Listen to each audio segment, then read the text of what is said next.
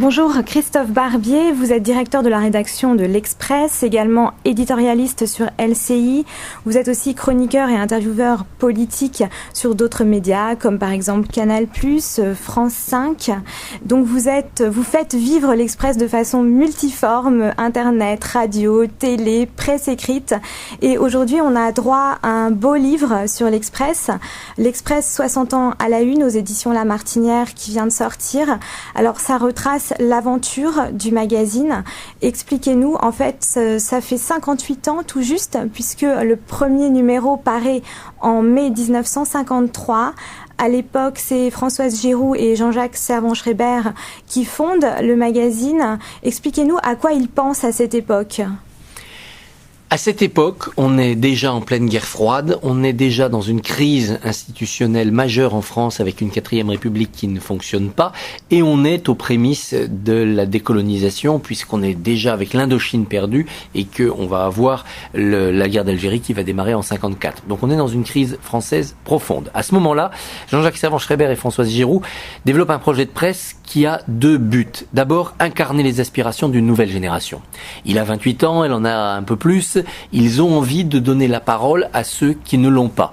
Les femmes, engagement féministe de Françoise Giroud, les jeunes, avec Jean-Jacques Servan-Schreiber, des jeunes qui ont connu la guerre et qui ont envie de vivre leur vie et de développer leur pays. Ensuite, ils ont envie de bouger les choses, politiquement parlant, en France. D'où leur engagement derrière Pierre Mendès France, son esprit de réforme autour de grands combats comme la décolonisation, comme la modernisation de l'économie ou des institutions. Et puis enfin, je pense qu'ils ont compris à ce moment-là quelle importance allaient avoir les médias dans cette deuxième moitié du XXe siècle. Ils n'imaginent évidemment pas encore le poids de la télévision, ils n'ont pas pensé Internet, même si Servan-Schreiber a tout de suite été passionné par l'électronique puis l'informatique, mais ils savent que c'est par les médias qu'on arrivera à convaincre et à soulever les générations montantes pour changer les choses.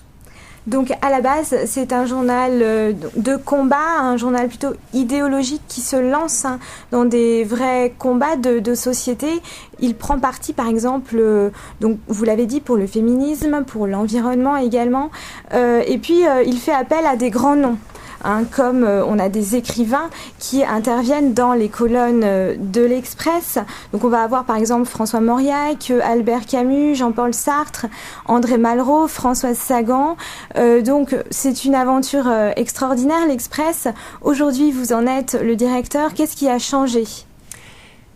Les fondamentaux n'ont pas changé. C'était à l'époque un journal très intellectuel qui voulait se mobiliser pour le combat d'idées avec une forme d'indépendance. On pouvait en effet y croiser des gens aussi opposés que Camus et Sartre, que Mauriac et Sagan, qu'il avait appelé la charmante petite peste, si je me souviens bien.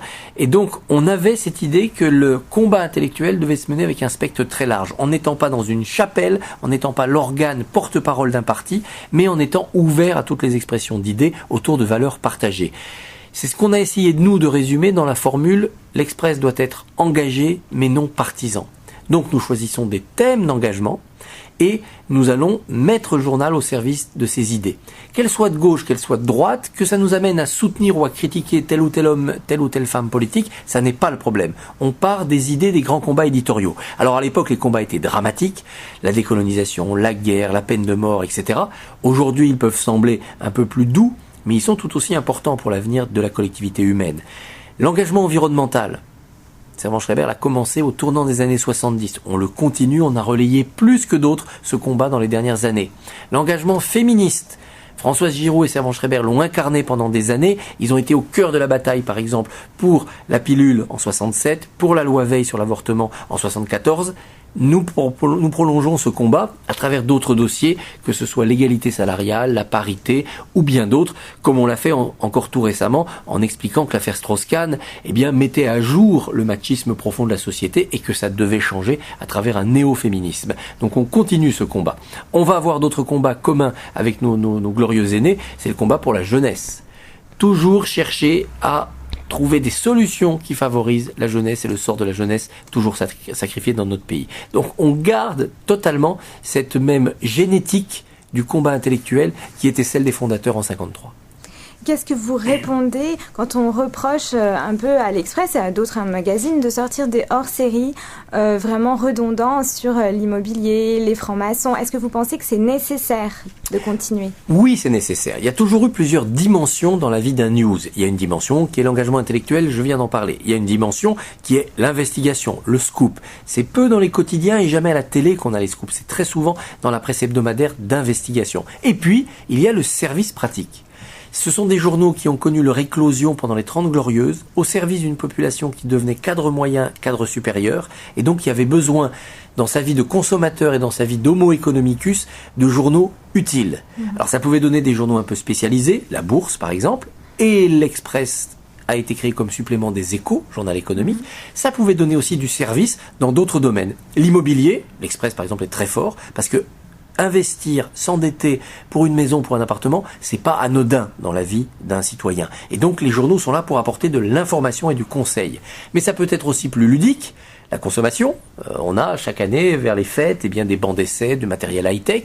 Ça peut être encore plus ludique, le spécial vin. Là c'est plutôt Le Point qui est leader. Mais nous aussi on a un hors-série vin, on a des spéciaux vins, parce que remplir sa cave, servir du bon vin, cultiver l'œnologie, c'est une part de la culture française. Donc, qu'il s'agisse de donner des bonnes critiques de cinéma ou de dire comment se comporte le marché de l'immobilier à Angoulême, nous sommes dans la fonction du news utile. Ce qu'on appelle the news you can use. On doit pouvoir utiliser son journal, avoir une valeur d'usage de son journal. Vous avez parlé de la culture, hein. On est justement dans une émission culturelle ici sur Radio Anguin. La place de la culture dans les colonnes d'un magazine hebdomadaire comme celui-ci est évidemment très importante. Cinéma, vin, bon, c'est une partie de la culture française également. Tout ce qui est beaux-arts, qu'est-ce que vous en faites dans l'Express ? Nous avons avec l'Express sur les beaux-arts deux angles d'attaque. D'abord, nous avons au sein des pages, sur les grands événements, une présence critique ou pédagogique. Par exemple, nous sommes partenaires régulièrement de grandes expositions. Nous l'avons fait sur la grande exposition Picasso et ses maîtres d'il y a 2 ans. Nous avons redonné avec le Grand Palais des numéros spéciaux, des hors-séries à l'occasion d'expositions plus récentes. On est présent sur ces grands événements. Ça, c'est la première partie, c'est la partie critique. Et puis, les beaux-arts, c'est aussi l'occasion de développer d'autres produits, un peu plus luxueux qu'un hebdomadaire qui a des contraintes de fabrication. Donc nous faisons des hors-séries. On en sort un fin juin cette année sur Versailles. Donc là on est sur 80 pages d'archives inédites, avec des images inédites, jamais vues, peintures, photos, archives de Versailles. Trouver encore des choses inédites sur Versailles. Il y a encore des tas de choses inédites sur Versailles. Et puis on a comme ça toute une série de chantiers dans l'année où on va se consacrer notamment aux grandes expositions. On veut être présent sur ce domaine-là, mais on est lucide. Ce ne sont plus des sujets, la culture vivante ou la culture à spectacle, qui montent souvent à la une des news. La bataille commerciale est trop dure, les sujets politiques, géopolitiques, économiques, pratiques l'ont emporté. Donc c'est très important dans les pages, c'est plus difficile de monter en une. Alors qu'il y a 30 ou 40 ans, on montait souvent en une avec de la culture, que ce soit de la culture importante, des grands films importants qui sortaient ou des grands livres importants, ou que ce soit la culture plus légère. Et notamment, l'Express a fait sa une plusieurs fois avec Brigitte Bardot, avec le mariage de Johnny Hallyday de Sylvie Vartan, avec une interview d'Alain Delon. On a accusé les news il y a quelques années de tomber dans la pipolisation, mais il y a 30 ou 40 ans, ils faisaient déjà ce qu'on n'appelait pas encore la pipolisation, parce que c'était tout simplement la vie des gens. Les gens se passionnaient aussi pour leurs vedettes, et c'était un oxygène formidable dans une société qui était en mutation. Donc la culture, pour nous, ça va jusque-là aussi. Alors, une bonne une, justement, aujourd'hui, c'est quoi le secret? C'est la photo, le titre, comment ça marche? D'abord, une bonne une, c'est l'actualité. L'actualité est la reine, c'est la mère de toutes les unes. Quand il y a une actualité, tout doit obéir à l'actualité. Même si on a 4 heures simplement pour faire la une, on doit la faire. Si on n'a pas d'actualité, eh bien la deuxième recette, c'est de la créer, l'actualité. Et d'avoir un scoop, d'avoir un engagement éditorial, de la fabriquer. De faire en sorte que les gens parle d'un sujet parce que l'Express l'a mis à la une. Si on n'a pas suivi au mieux l'actualité, il faut la créer, l'actualité, et là on remplit vraiment notre travail. Évidemment c'est difficile, c'est pas toutes les semaines qu'on peut avoir un grand combat éditorial ou un grand scoop. Donc ensuite, la bonne une, c'est une une bien composée. C'est une une où le lecteur pourra rentrer, soit par la photo, soit par le titre, en sachant où il va, que tout de suite il comprenne de quoi on va lui parler, comment on va lui en parler, l'angle, et puis qu'il ait quelques éléments en sous-titres de programmation.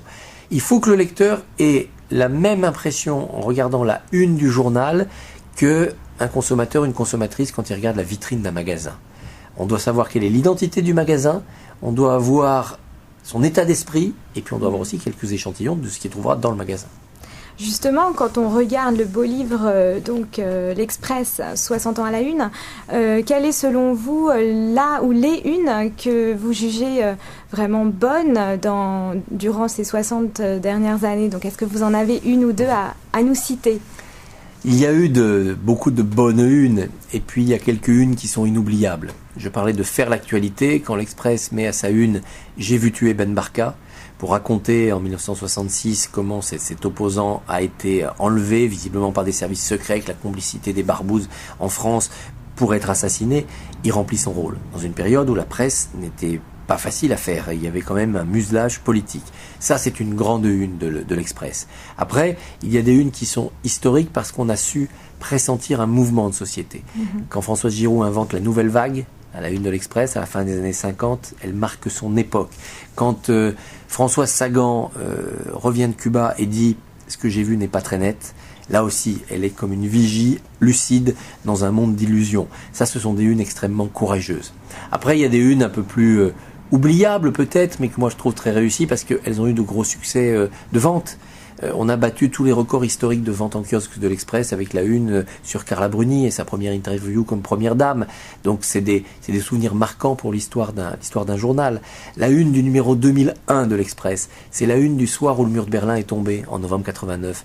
Donc c'est une une là aussi qui marque son temps, qui marque son époque. Ça c'est important. Le fait que l'Express ait été le premier à faire la une sur Barack Obama en janvier 2008, quand personne ne lui donnait aucune chance face à Hillary Clinton dans la primaire démocrate, quand on voit ce qui est arrivé ensuite, on se dit l'Express a rempli son rôle. Un abonné de l'Express sait pourquoi il reste abonné quand il voit que 9 mois avant tout le monde, on lui dit Barack Obama, c'est quelqu'un à suivre. Donc voilà les quelques exemples des unes de l'Express. Ce ne sont pas forcément des unes spectaculaires, c'est des unes où on se dit on a bien fait notre travail.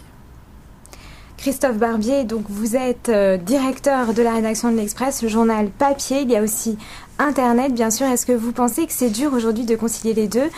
Certains disent que c'est la mort de la presse écrite. Qu'est-ce que vous en pensez? Eh bien, ils ont tort. C'est pas dur de concilier les deux, c'est passionnant et c'est une chance formidable. Internet est la meilleure nouvelle qui soit arrivée à la presse écrite depuis l'invention de l'imprimerie.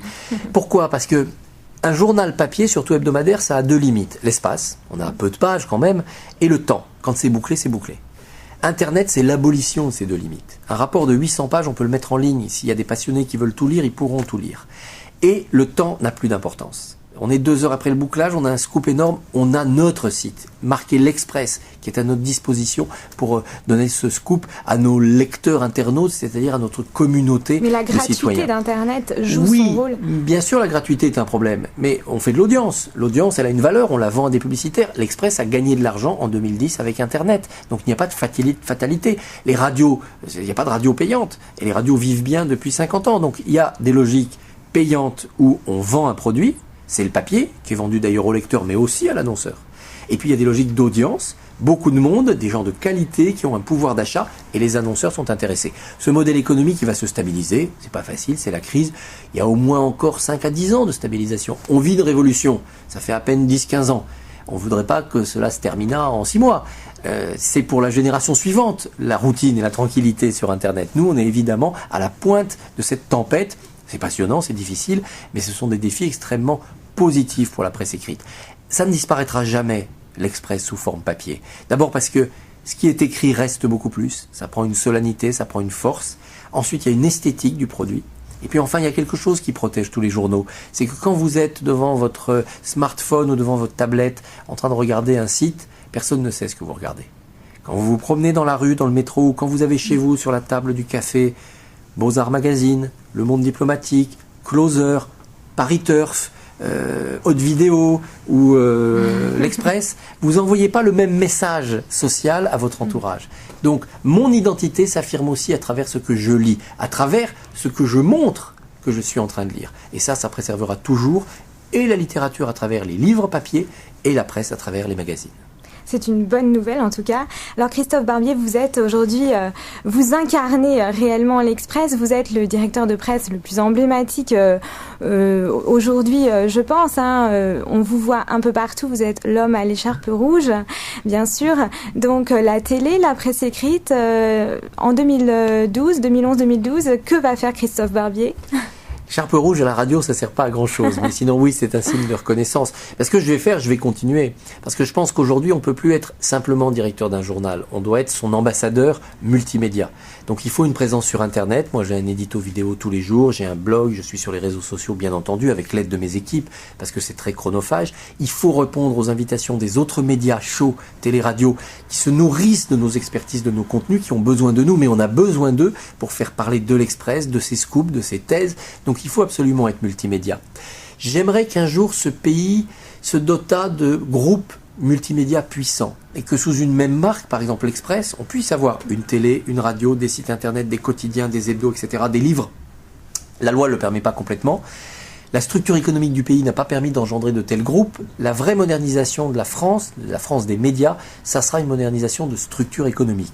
En attendant que ce paysage mature se construise, il faut qu'on continue, nous, journalistes, directeurs de journaux, à nous retrouver pour nous disputer, pour nous enthousiasmer sur les plateaux télé, sur les radios. Je pense que tout ça, ce sont des outils différents pour faire le même métier. On a des informations, on a des opinions, on veut le transmettre à des citoyens consommateurs, des citoyens électeurs, nos frères humains de la communauté française ou francophone. Eh bien, tous ces outils, il faut les mobiliser dans ce même but. Merci beaucoup Christophe Barbier. Merci à vous.